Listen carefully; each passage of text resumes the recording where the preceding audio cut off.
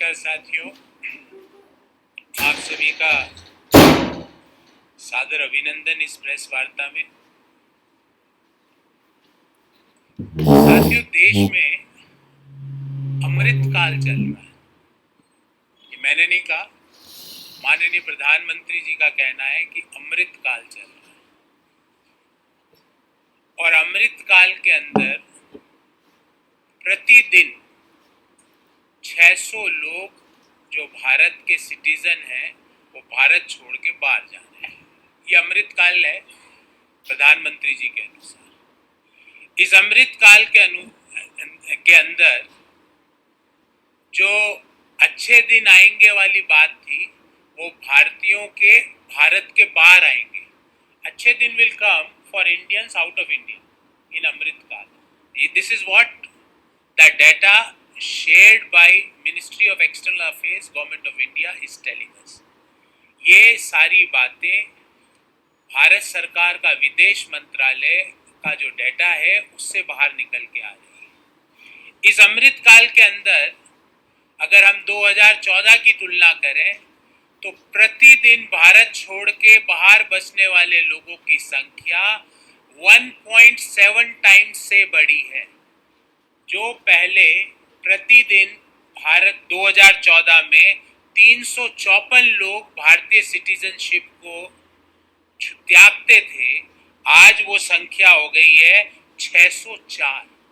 604 Indians every day leave Indian citizenship and they migrate from India to some other country of the world.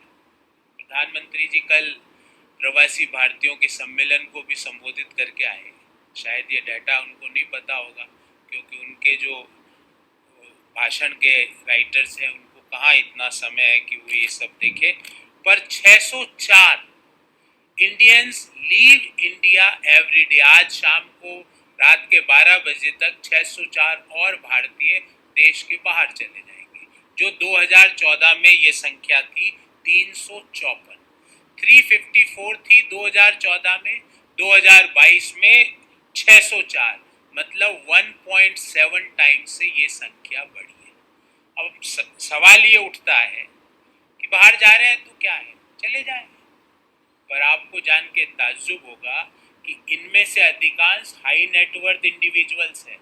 7,000 लोग ऐसे हैं जिनकी सालाना आय 8 करोड़ रुपए से ज्यादा है। 7,000 people are those whose annual income is more than 8 crore as per the government declared returns। Bharat सरकार को दिए गए रिटर्न्स के अनुसार 7,000 लोगों की आय जो भारत छोड़ के 2022 में गए, उनकी आय 8 करोड़ से ज्यादा है। अधिकांश लोग वो हैं जो हाई नेटवर्थ इंडिविजुअल्स हैं, मतलब भारत से कमाया हुआ पैसा भारत में निवेश नहीं हो रहा है, वो जाके बाहर जाके निवेश हो रहा है, क्योंकि अमृत काल है। अमृत काल की शायद प्रधानमंत्री जी के अनुसार यही परिभाषा होगी। प्रधानमंत्री जी ने कहा था अच्छे दिन आएंगे, आए, पर भारतीयों के भारत के बाहर आए, भारतीयों के हिंदुस्तान के अंदर नहीं आए। उसके बाद ये सब तो होना ही था, और क्यों होना था उसके 6 रीजंस लेके आया हूं। 6 reasons why Indians are living Indian citizenship. Point number 1, लगातार बढ़ती बेरोजगारी। आपको जान के ताज्जुब होगा कि 2022 में 12 में से 9 महीनों में बेरोजगारी की दर देश में 7% से ज्यादा थी। 4 महीनों में बेरोजगारी की दर 8% से ज्यादा थी। दिसंबर 2022 को जो महीना खत्म हुआ, बेरोजगारी की दर ओवरऑल 8.3% और शहरी बेरोजगारी 10.09% रही। जब लगातार इतनी भयंकर बेरोजगारी देश में चल रही है तो ये तो होना ही था। तो ये तो हुआ point number 1। Point number 2, constantly low GDP growth opportunities.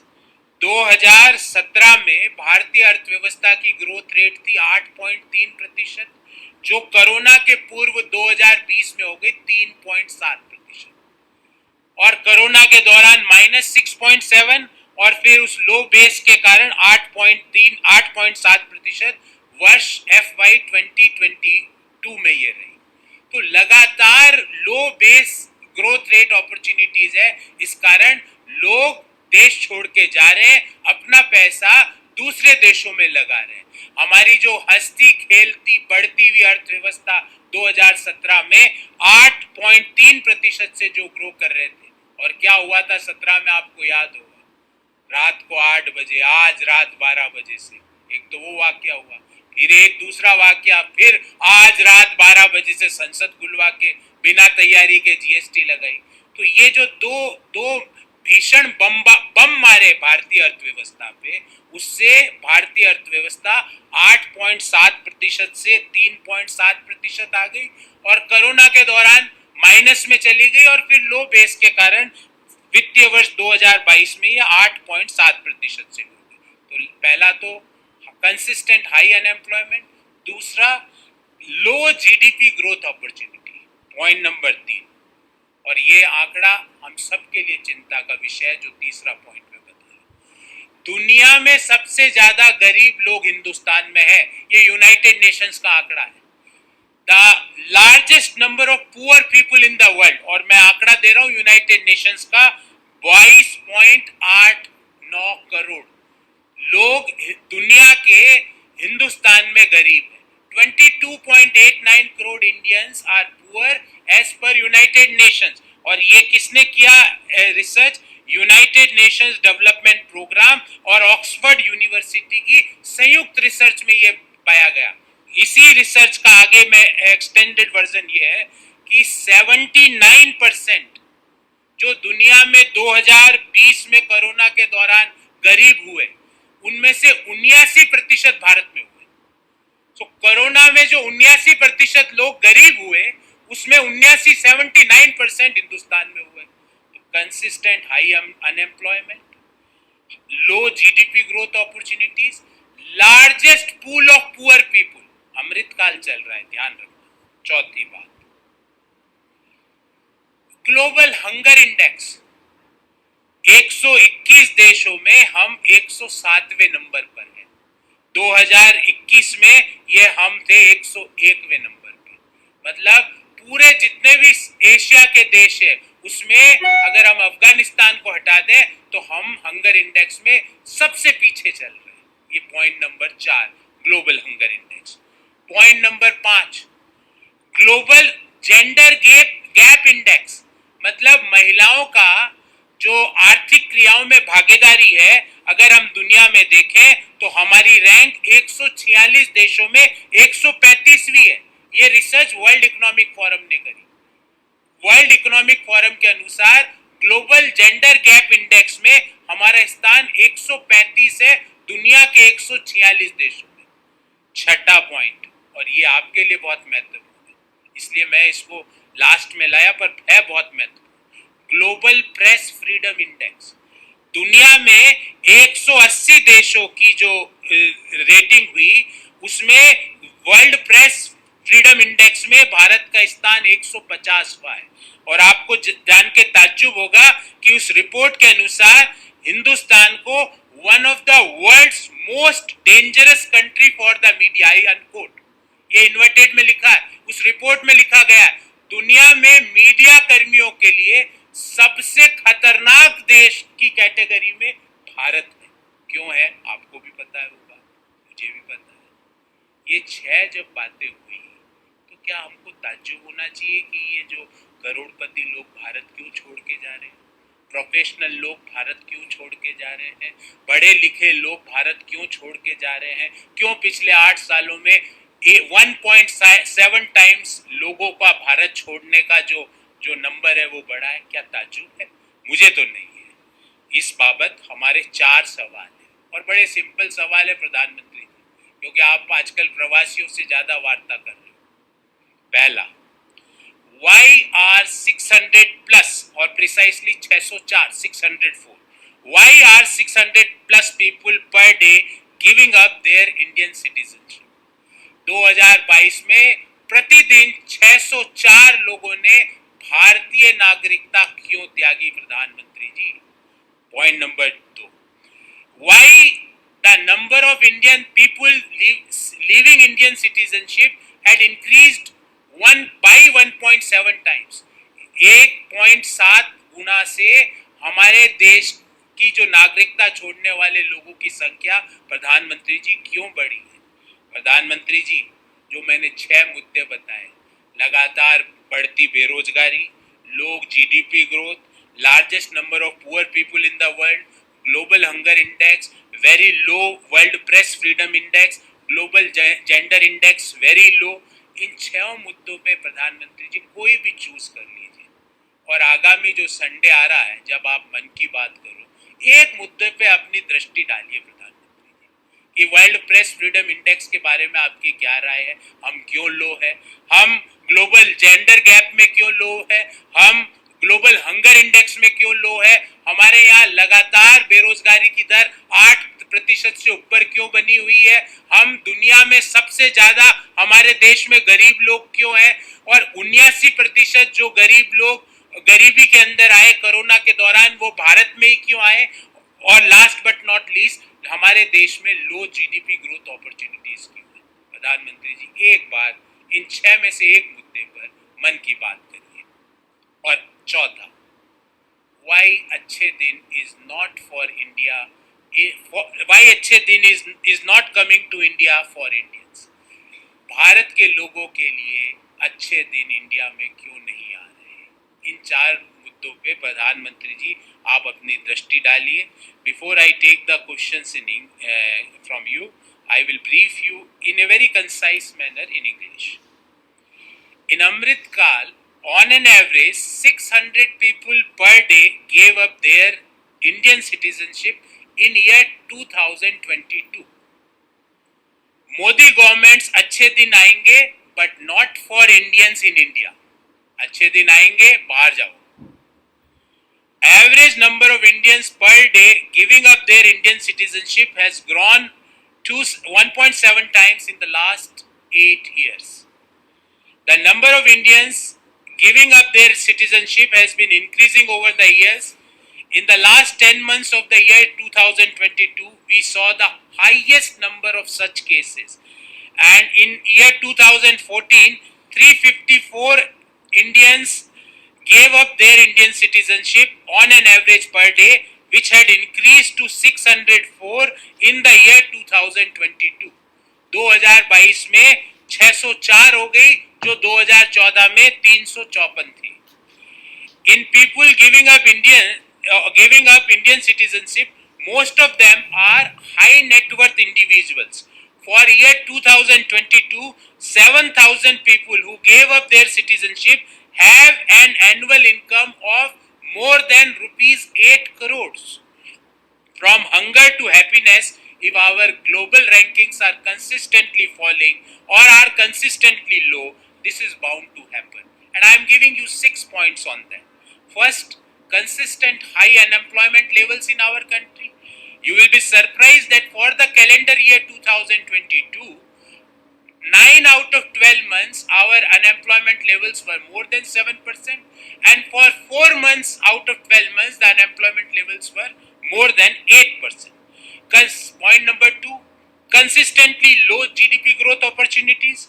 Due to twin shocks of demonetization and flawed implementation of GST, GDP growth fell from 8.3% in FY 2017 to 3.7% in financial year 2020, and the 2020 lockdown GDP further fell to minus 6.7% in financial year 2021.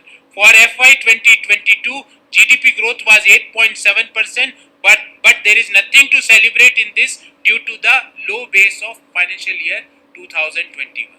So first is high unemployment, second is low GDP growth, third, India have the largest number of poor people in the world. As per United Nations Development Programme and Oxford University joint research, in India there are 22.89 crore people who are below the poverty.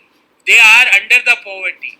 And in the year 2020, we added maximum 79% to the global extreme poor as per this study. Point number 4, in global hunger index, our rank is 107 out of 121 nations of the world.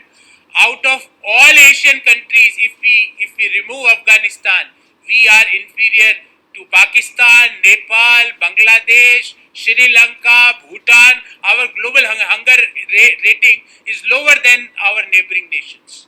Forget about the other developed nations. Point number 5, Global Gender Gap Index. As per the Global Gender Gap Index 2022 released by World Economic Forum, India is ranked at 135 out of 146 countries. Means there is no equal contribution by female gender as far as economic activities are concerned. Point number 6, World Press Freedom Index. The World Press Freedom Index published by Reporters Without Borders ranked India at 150 among 180 nations in its 2022 report. The report described India as, and I quote, one of the world's most dangerous country for the media. I unquote. In this regard, we have four very direct questions to Honorable Prime Minister Modi ji, because nowadays he is busy in addressing the Pravasi Hindustanis across the country. Sometimes you will see him in Indore, sometimes in some other parts of the country. Question number 1. Why are 600 plus people per day giving up their Indian citizenship in 2022? Modi ji, can you give us the answer to this question? Precisely 604 people every day are leaving Indian citizenship, and most of them are high net worth individuals. Question number 2. Why the number of Indians giving up Indian citizenship in the last 8 years increased to 1.7 times? Can you give the answer to this question? When will Prime Minister sir you will do a मन की बात on any of these 6 issues? आप एक पे भी कर लो, 6 नहीं, एक पे शुरुआत कीजिए, बात कीजिए आप मन की बात की what is your plan, how you are going to improve our rankings as far as hunger index is concerned, press freedom index is concerned, gender gap is concerned, unemployment is concerned, consistent low GDPs is concerned, the maximum world's largest number of poor people is concerned. When you are going to speak on these issues?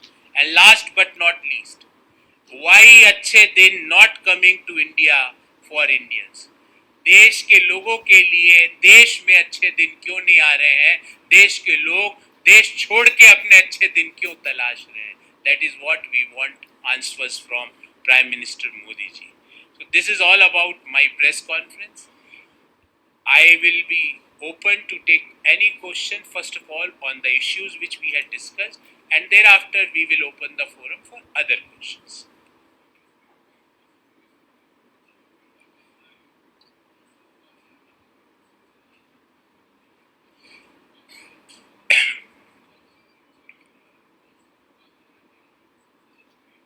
देखिए, जो ministry of external affairs ने जो जानकारी दी कि रोज 604 लोग भारत छोड़ के जा रहे हैं, उसमें स्टेट वाइज जानकारी नहीं है, पर अनएम्प्लॉयमेंट का नंबर तो कंसिस्टेंटली, जो हमारा पड़ोसी राज्य है खट्टर साहब हरियाणा, तो वहाँ पे कंसिस्टेंटली हरियाणा रिकॉर्ड पे है हाई अनएम्प्लॉयमेंट, और पिछले 7 साल से वो उसका नंबर 1 का स्थान कोई नहीं छीन पाया देश में, और वो दिन दुगनी रात चौगनी बढ़त कर रहा है, वो नीचे नहीं आ रहा है। अगर देश की बेरोजगारी दर 8.3% है तो हरियाणा की 30% से ज्यादा होगी, और ये लगातार है। तो वो CMIE का डाटा है, वो स्टेट वाइज है, पर जो कौन लोग जा रहे हैं, कौन से राज्य के जा रहे हैं, भारत सरकार का जो आंकड़ा मैंने आपको दिया उसमें स्टेट वाइज भी हो रहा नहीं है।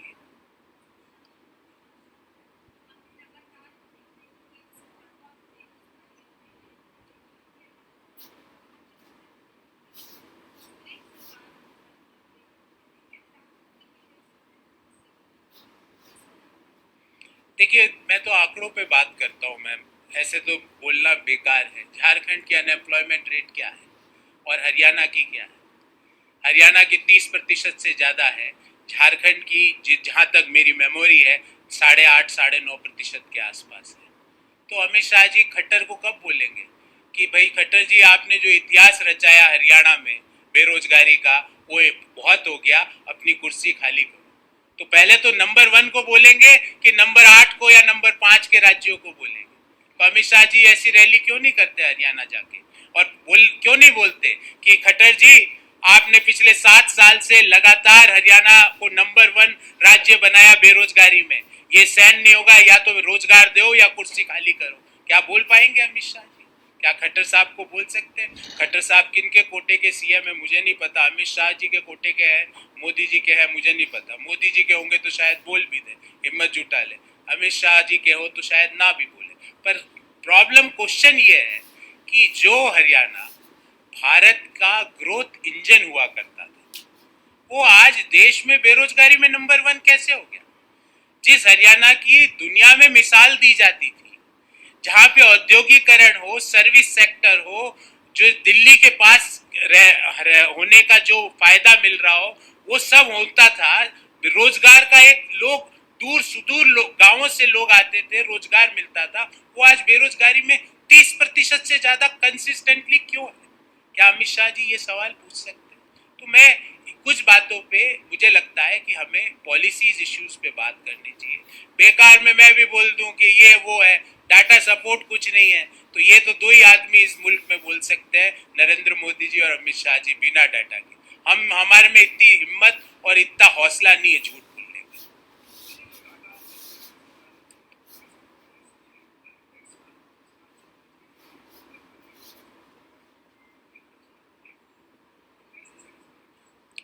देखिए, आपको मैं तो पाकिस्तान की न्यूज़ देखता नहीं सर, मतलब पॉलिसी लेवल। मैं आपको बता रहा हूँ, मैं पॉलिसी लेवल पे तो मुझे नहीं जानकारी है कि क्या हो रहा है, क्योंकि मैं मेरे मुल्क का कंपैरिजन चीन अमेरिका से करता हूँ, पाकिस्तान की न्यूज़ नहीं देखता। पर आपने कहा है तो मेरे पास तो ग्लोबल हंगर इंडेक्स तो एक रेटिंग एजेंसी है, दुनिया की ग्लोबल रेटिंग करती है, वो हमारे देश की तो करती नहीं है। वो किसी के दबाव या किसी के बायस में नहीं आती, ऐसा हम सब लोगों को विश्वास है। तो हमारे यहाँ जो भुखमरी की, यही तो कह रहा हूँ कि ये जो छठा पॉइंट है ना, उसके कारण से चौथे पॉइंट की न्यूज नहीं आ रही। छठा पॉइंट क्या है? वर्ल्ड प्रेस फ्रीडम इंडेक्स, जिसके अनुसार one of the world's most dangerous country for the media. हाँ, मैं और इसमें रिपोर्ट में लिखा गया है जो मैं आपको पढ़ के सुना रहा हूँ, I quote, India is described as one of the most dangerous country for media. तो शायद इस कारण से इस तरह की खबरें नहीं आती होगी, मुझे जानकारी नहीं है। पर मैं तो जो पब्लिश डेटा है, जो रिसर्च डेटा है, जो ग्लोबल एजेंसीज जो अनबायस्ड होके रेटिंग करती है, उनके डेटा से बात कर रहा हूँ। तो हमारे यहाँ भी आपको शायद दिल्ली में या बड़े महानगरों में ऐसी प्रॉब्लम नहीं होगी, पर आप सुदूर छोटे कस्बों में जाएंगे, आपको लगेगा कि हंगर की प्रॉब्लम है, लोगों को 2 वक्त भोजन नहीं मिल रहा है। और अगर मिल रहा होता तो एक बहुत सिंपल बात कर रहा हूँ, अमृतकाल अमृतकाल अमृतकाल की बात हो रही है, 80% जनसंख्या को 5 किलो राशन देना अमृतकाल है? ये अमृतकाल है कि देश के 80% लोगों को, मैं इसका खिलाफत में नहीं बोल रहा हूं, पर यह अमृतकाल नहीं हो सकता। आपने देश की अर्थव्यवस्था को ध्वस्त कर दिया, देश के रोजगार के मॉडल को ध्वस्त कर दिया, तो आज लोगों की हैंड होल्डिंग करनी पड़ रही है।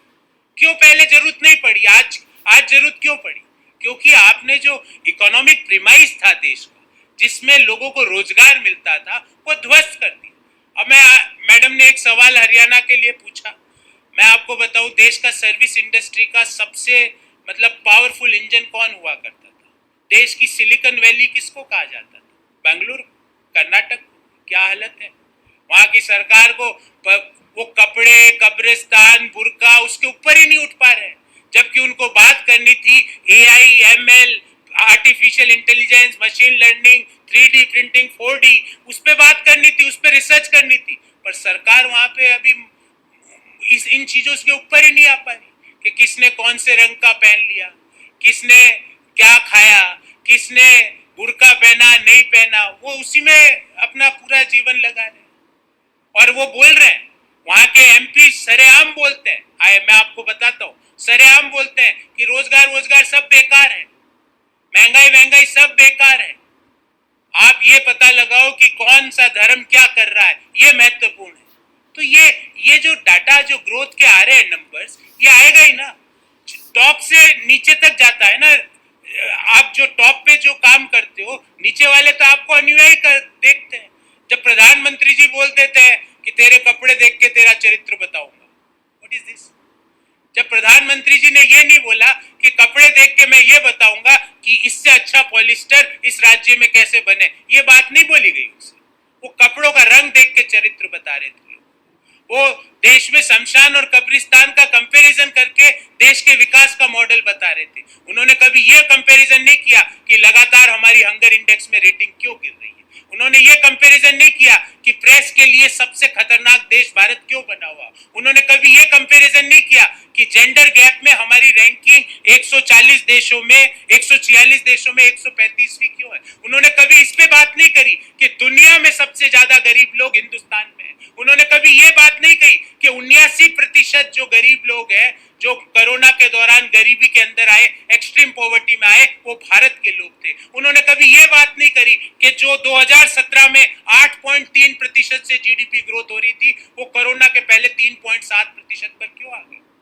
सवाल ये है, हमें लगता है महत्वपूर्ण बिंदु ये है, देश में विमर्श इन मुद्दों पर होना चाहिए, देश में नीतियां इन मुद्दों पर बननी चाहिए। पर जब टॉप में ऐसे उदाहरण सेट हो जाते हैं, तो वो बॉटम वाले तो जो ऊपर वाले हैं वो करके जो बोलते हैं वही सीखते हैं। जी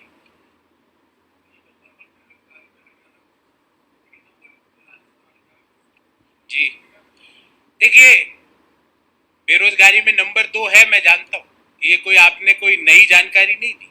पर कंसिस्टेंटली अनएम्प्लॉयमेंट लेवल राजस्थान में सुधर रहा है, हरियाणा में बढ़ रहा है।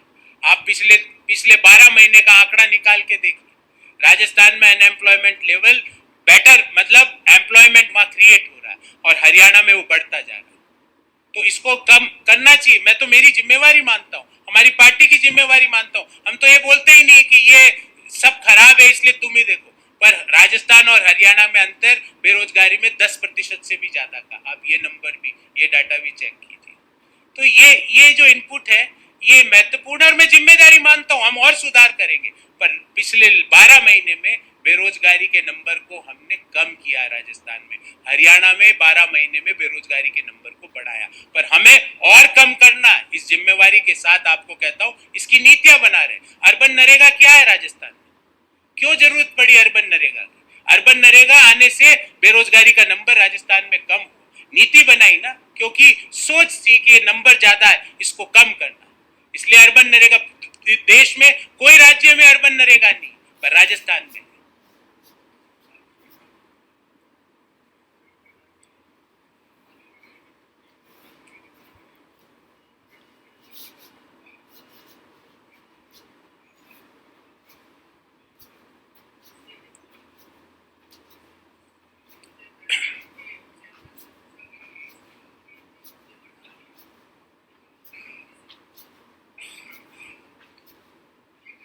देखिए, एमएसपी पे मैं आपको पहले बात करता हूँ।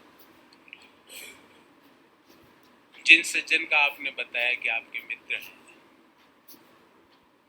मेरे तो मित्र हैं वो, पर प्रधानमंत्री जी के दुश्मन क्यों बने हुए, मुझे ये समझ में नहीं आता। प्रधानमंत्री जी ने रिटर्न रिपोर्ट दी थी जब वो गुजरात के मुख्यमंत्री थे, रिटर्न रिपोर्ट दी थी, और उस रिटर्न रिपोर्ट का पहला लाइन पढ़ के सुनाता हूँ जो मेरे दिमाग में है, कि MSP is a legal right to the farmers and it should be given as a mandatory right to the farmers of our country।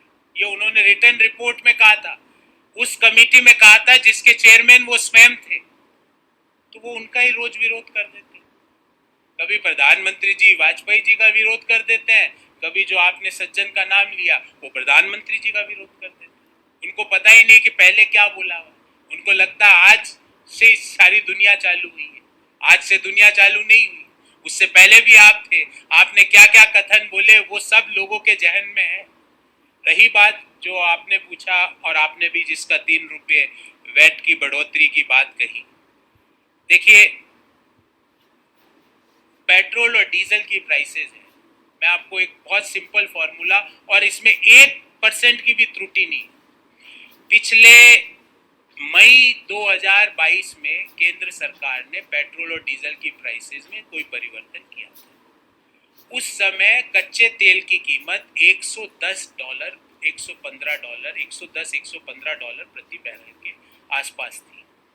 आज भारत सरकार के मंत्री जहां भी जाते हैं बोलते हैं हमने रूस से कच्चा तेल सस्ते भाव में खरीदा और $45 प्रति बैरल में खरीदा। 110 से $45 हुआ, मतलब आधे से भी कम कच्चे तेल की कीमत हुई। क्या भारत सरकार ने उसका फायदा देश के उपभोक्ताओं को दिया? हमने तो भारत सरकार को कह दिया कि आप जो एक्साइज ड्यूटी ले रहे हो लेते रहिए, पर जो कच्चे तेल की कीमत का जो फायदा है वो तो देश के लोगों को दीजिए। वो क्यों नहीं दे रहे? और अगर वो कच्चे तेल की कीमत कम हो जाए, क्योंकि स्टेट गवर्नमेंट्स का जो वैट होता है वो परसेंटेज के आधार पे होता है, तो जैसे ही वो कच्चे तेल की कीमत कम होगी स्टेट गवर्नमेंट्स का वैट भी कम हो जाएगा। भारत सरकार की एक्साइज ड्यूटी कम नहीं होगी क्योंकि वो पर लीटर के अनुसार होती है, ये एड वैलोरम होती है। तो हम तो ये कह रहे हैं, मांग कर रहे हैं कि अगर आप कम करो और हम बढ़ा दें तो हम दोषी हैं, मानते हैं हम दोषी। पर आपने तो कच्चे तेल की कीमत का फायदा उपभोक्ता को 1 पैसे का नहीं दिया। कच्चे तेल की कीमत आधी हो गई। और एक और रिसर्च का आंकड़ा दे रहा हूं, $1 अगर कच्चे तेल की कीमत कम होती है तो 45 पैसे पेट्रोल और डीजल की कीमत पर लीटर कम हो सकती है। ये एक गणना है। 115 का 45 मतलब $70। 45 पैसे को 70 से करें 28 रुपये पेट्रोल और डीजल कम हो सकते हैं। क्यों नहीं दे रहे वो फायदा? और जैसे ही 28 रुपया कम होगा स्टेट गवर्नमेंट तो एड वैल्यू ड्यूटी लेती है, अपने आप कम हो जाएगी। देखो, मेरे पास हिमाचल का कोई फाइनेंशियल अभी डाटा है नहीं, तो मैं आपको बिना डाटा के बात करूंगा, मेरी आदत नहीं कि मैं झूठ बोल दूं अंट कुछ भी मेरे पास। पर मैं आपको आंकड़ा दे रहा हूँ। संबित पात्रा जी का क्या लेवल ऑफ नॉलेज है, उनको क्या जवाब, उनको तो बस बहुत है उनके लिए तो इतना उनका उनका क्या नॉलेज आपको मेरे मुंह से यहाँ पे इस पटल पे हम सबकी इज्जत करते हैं, उनके मेरे मुंह से क्यों सुना रहे हैं आप उनके बारे में? उनको पता है कि कच्चा तेल कहाँ से आता है, पता है उनको? उनको तो लगता है गुजरात से आ रहा होगा कच्चा तेल। उनको पता नहीं कच्चा तेल दूर से देशों में आता है। उनको पता है कि देश में इंडियन ऑयल कैसे, और एक तेल कंपनी के बोर्ड में भी रहे, उनको पता है कि रिफाइनिंग में कितने प्रोसेस होते हैं और पर लीटर क्या कॉस्ट आती है रिफाइनिंग की। अब पूछ के आना, अगर बता दें तो मैं उनका जवाब जरूर दूंगा। आप मेरे नाम से पूछना कि आपके लिए पूछा उन्होंने कि रिफाइनिंग कॉस्ट कितनी आती पर लीटर। तो ये इस तरह की बातें मैं नहीं करना चाहता, पर मैं आपको ये जरूर कहना चाहता हूँ कि देश में आज के समय गुंजाइश है 20 से 25 रुपए प्रति लीटर। सिर्फ कच्चे तेल की घटत का अगर फायदा कंज्यूमर्स को दे दिया जाए तो 20 से 25 रुपए प्रति लीटर पेट्रोल और डीजल के दाम घट सकते हैं। और जैसे ये 20 से 25 घटेंगे, सारे स्टेट गवर्नमेंट्स की एड वैलोरम ड्यूटी घटेगी। अगर ये घटत के बाद भी स्टेट गवर्नमेंट्स बढ़ाती है तो मैं आपको जरूर उत्तर दूंगा। पर अभी क्यों उन्होंने बढ़ाए, क्या जयराम ठाकुर जी ने क्या क्या कारिस्तानियां पहले करके गए हैं वो हिमाचल के जब वो मुख्यमंत्री थे, तो वो सारे फाइनेंशियल डिटेल्स मेरे पास नहीं है, इसलिए मैं इसके बारे में कुछ भी बोलूंगा वो एक तरह का एक एजम्पशन होगा जो नहीं देना चाहिए किसी को।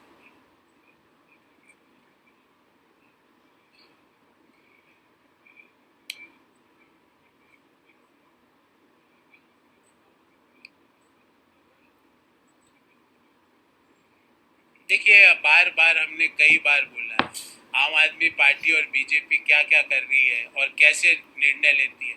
आम आदमी party is the executive arm of BJP, decision making is from BJP. आम आदमी party just execute their decisions कि भाई अब कहाँ पे है, कैसे वोटों को ट्रायंगुलर करें, कैसे कांग्रेस को नुकसान पहुंचाए, कैसे पोलराइज करके वोट जो कांग्रेस को जा रहा है वो ले ले और बीजेपी को एक एक एक एक सेफ पाथ दे दे। ये इनका यूनाइटेड होके डिसीजन मेकिंग करते हैं। तो ये दोनों ही, हम तो इन दोनों को एक ही मानते हैं। आपके लिए ये दो पार्टियां हैं, हमारे लिए एक होल्डिंग कंपनी है जो नागपुर में है, जिसका नाम है आरएसएस। उस आरएसएस की सब्सिडरी कंपनी है जिसका हेडक्वार्टर दिल्ली में है, उसका नाम है बीजेपी। बीजेपी ने कई और सब्सिडरी फर्में खोल रखी है, जिसमें एक पार्टी जो आपने नाम लिया दिल्ली की पार्टी, वो उसकी सब्सिडी, उसके 100% शेयर बीजेपी के पास है और बीजेपी के 100% शेयर नागपुर में। तो कंट्रोल वहीं से हो रहा है, आप उसको उसको कंफ्यूज मत कीजिए। ये सिर्फ डिसीजन वहां लिए जाते हैं, एग्जीक्यूट ये ग्राउंड लेवल पे करते हैं, तो इसलिए कंफ्यूज मत होइए। तो हम अगर वॉकआउट कर रहे हैं तो हम बार बार कहते हैं और हम मानते हैं कि ये दोनों एक है, ये दोनों अलग नहीं है, ये दोनों एक तरह से निर्णय करते हैं और इनका सिर्फ एक ही मूल मंत्र है, divide and rule, polarise and rule.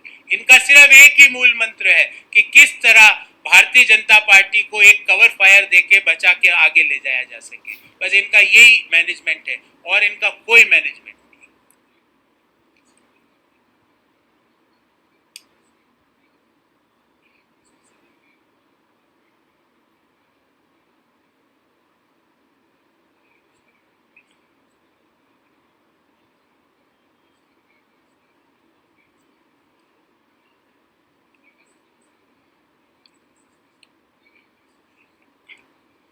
देखिए, आज हरियाणा में हमारी यात्रा का अंतिम दिन है, पर मैं भारत जोड़ो यात्रा की ओर से अनिल विज साहब से आग्रह करूंगा कि कल हम पंजाब एंटर करेंगे। आपसे बहुत ज़्यादा दूरी पे नहीं होगा, आप 2 घंटे के सफ़र में वहाँ पहुँच जाएंगे। 24 घंटे राहुल जी के साथ बिताएं और फिर बताएं कि कौन सा 5 स्टार है। विज साहब, कमर है ना कमर, ये अकड़ जाएगी। 3 दिन तक आप बैठ नहीं पाएंगे और चल नहीं पाएंगे। पाँव है ना पाँव, वो आगे नहीं बढ़ते हैं। आप जब 5 किलोमीटर चल लेते हो ना तो पाँव आगे नहीं बढ़ते हैं, इतना ताकत लगानी पड़ती उस पाँव को एक कदम आगे बढ़ाने के लिए। एक बार चलिए विज साहब, ताकि आपको पता लगे कि आप जो बोल रहे हैं उसमें कितनी सच्चाई है। आप जो आधा घंटा शाखा में डंडा लेके घूमते हैं ना, इसमें 6 घंटे चलना पड़ता है और 6 घंटे स्पीड रहती है 7.5 किलोमीटर प्रति घंटे की। विज साहब, 7.5 किलोमीटर प्रति घंटे की स्पीड पे ट्रेडमिल पे 5 मिनट चल के बता दो। और मैं नहीं चाहूंगा आप चलो, कोरोना का आपके टीके लगे हुए हैं, आयु भी वृद्ध है, मैं नहीं चाहता कोई ऐसा हादसा आपके साथ हो। तो इसलिए आपके पास कोई जानकारी हो विज साहब तो दीजिए। ये भ्रामक जानकारियां देके कब तक अपना काम करेंगे? नई जानकारी है तो बोलिए ना कि मेरे पास जानकारी नहीं है। मैं पूरा 24 घंटे बिताऊंगा भारत जोड़ो यात्रा में, फिर मैं बताऊंगा। वहां चलिए हमारे साथ, भोजन भी करिए। 0 डिग्री जब रात को टेम्परेचर होता है ना विज साहब, तब पता लगेगा आपको 5 स्टार। 3 कंबल भी ओढ़ा हुआ आदमी ठिठुरता रहता है और राहुल गांधी एक टी-शर्ट में चलता है। चलिए ना विज साहब, चल के तो बताइए। चल के फिर आपसे हम बात करेंगे और आपसे राय भी लेंगे कि आपने क्या सीखा, क्या पाया। तो बेतुकी बातें करना ये सिर्फ एक फ्रस्ट्रेशन दिखाता है भारतीय जनता पार्टी के लोग। फ्रस्ट्रेशन क्या है कि जो आज भारत जोड़ो यात्रा में जो लोग शामिल हुए, जो कल होंगे वो आज से ज्यादा हो रहे हैं, जो परसों होंगे वो कल से ज्यादा हो रहे हैं, प्रतिदिन बढ़ते जा रहे हैं। और भाजपा घबराई हुई है, बौखलाई हुई है। इसलिए इस तरह की बातों का मुझे लगता है कि मैं सिर्फ सम्मान पूर्वक ही उत्तर दे सकता हूँ, क्योंकि वो उम्र में भी बड़े हैं, तजुर्बे में भी मुझसे बड़े हैं। पर राहुल गांधी और भारत जोड़ो यात्रा में टिप्पणी करने से पहले एक दिन बिता के तो देखें भारत जोड़ो यात्रा में।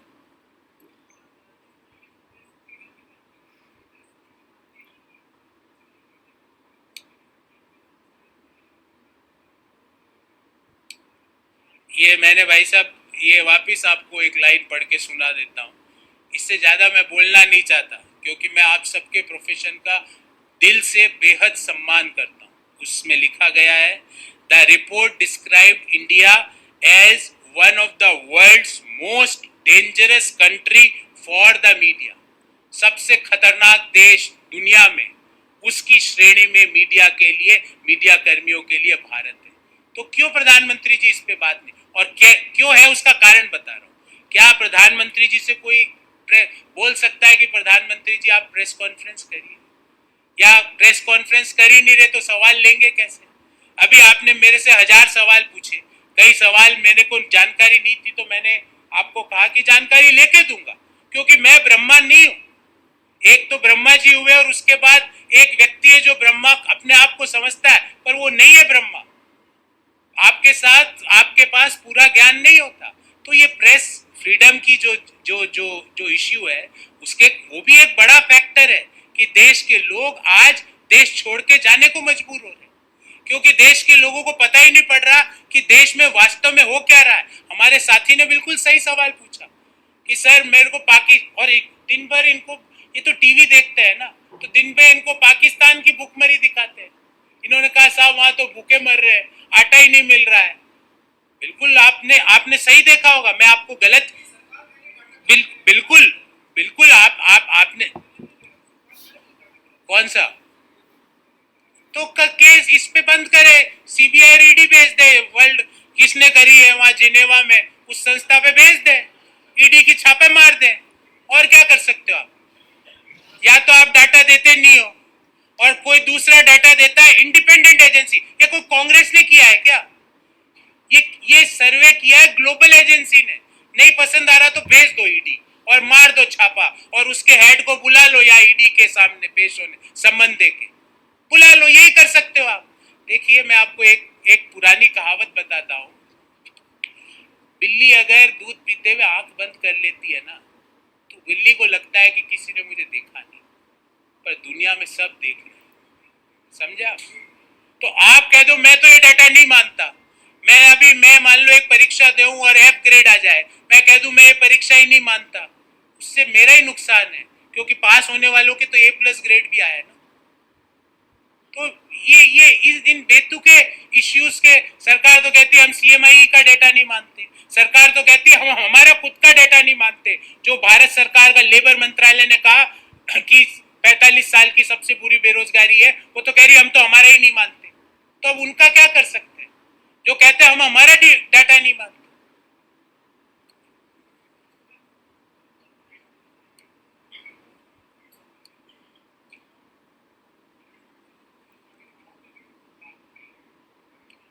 आपने जो आ, आपने आप अगर उत्तर प्रदेश गए हो अभी भारत जोड़ो यात्रा के तहत, और आप गए होंगे मुझे यकीन है, तो वहाँ पे बुलडोजर का उपयोग हुआ।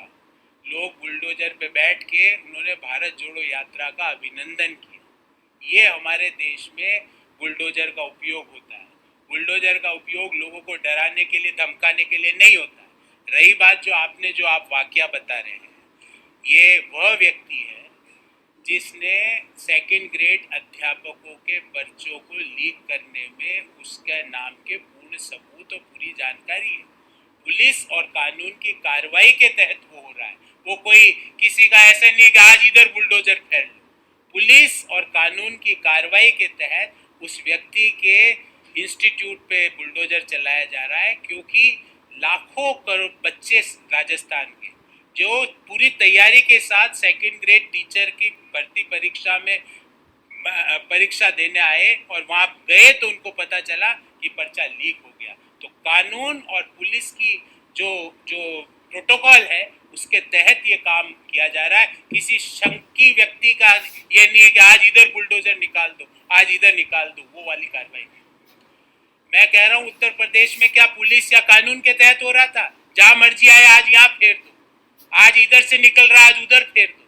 ये वह व्यक्ति है, और मैं कहता हूं जिस व्यक्ति ने लाखों करोड़ों बच्चों के साथ एक अन्याय किया है, मैं मानता हूं व्यक्तिगत रूप में कि उसके साथ ऐसा होना चाहिए।